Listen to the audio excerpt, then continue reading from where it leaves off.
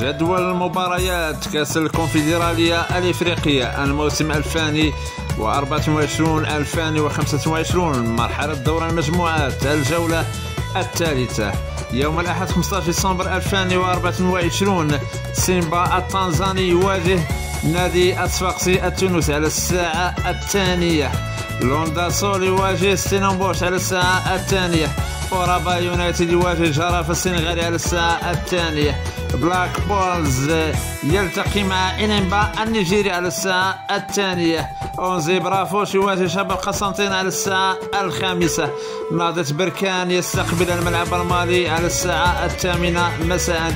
اتحاد الجزائر يواجه أسيك ميموزا على الساعة 8 مساء. الزمالك المصري يستقبل نادي المصري البورسعيدي على الساعة 8 مساء.